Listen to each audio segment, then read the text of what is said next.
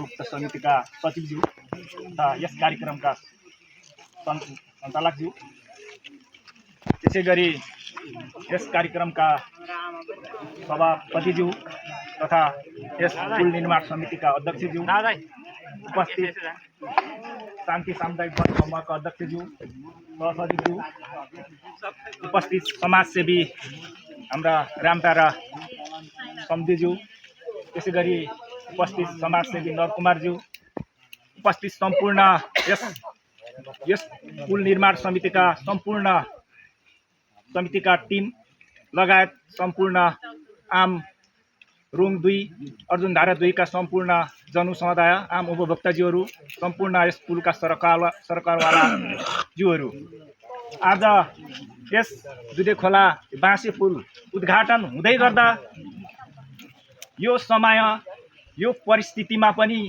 बाँसे पुल उद्घाटन हुने हो भन्ने खिसीटुरी गर्नेहरू धेरै हुन्छन् होला।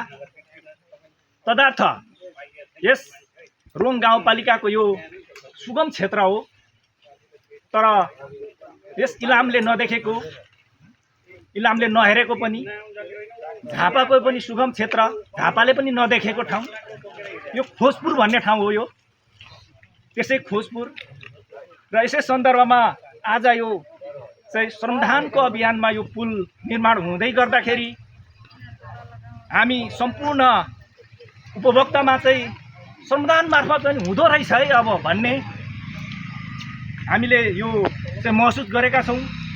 विकासको क्रममा यो सरकारको नीति र नियम अलग्गै छ। यो सरकारको बजेट चाहिँ आउनु भने लगभग 4 लाख जतिको समथिङ पैसा सकिन्थ्यो होला। श्रमदानले अहिलेसम्म 35,000 को खर्च आइरहँदा यतिले चाहिँ पुल बनिँदै रहेछ भने हामीले महसुस गऱ्यौँ। अब यो बाँसको पुल हुँदै गर्दा चाहिँ सुरुमा यो पैसा कहाँबाट जुट्ने हो भन्दै गर्दा यो समितिले सामुदायिक वनलाई हामीसँग सल्लाह गरेर यहाँनिर निवेदन गर्नुभयो। त्यसर्थमा हामीले निर्णय गरेर पुलमा लाग्ने खर्चसहित समितिले दिनुभएको खर्च हामीले सम्पूर्ण खर्च हामीले बिहोर्ने गरेर हामीले निर्णय गरेका थियौँ।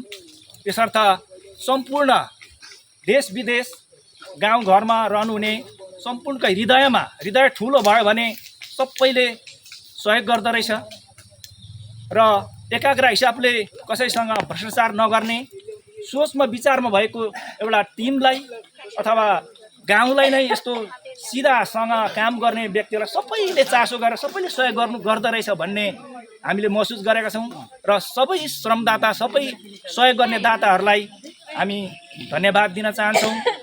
बाँस दिनुभयो, हामीलाई नगद दिनुभयो, खाजा दैनिक रूपले खुवाउनु भयो र रोङका विशेष ठाउँहरूबाट हामीलाई यो श्रमदानमा खट्नुभयो र त्यसै गरेर हाम्रा सम्पूर्ण चाहिँ दुधेवासी अर्जुनधारावासीहरूको सहयोगमा यो पुल निर्माण भइरहेको छ। सम्पूर्णलाई धन्यवाद दिँदै यस आजको पुल उद्घाटन हुन गइरहेको छ भन्दै मेरो 2 शब्द मन्तव्य यहीँ अन्त्य गर्दछु। हस्त, धन्यवाद।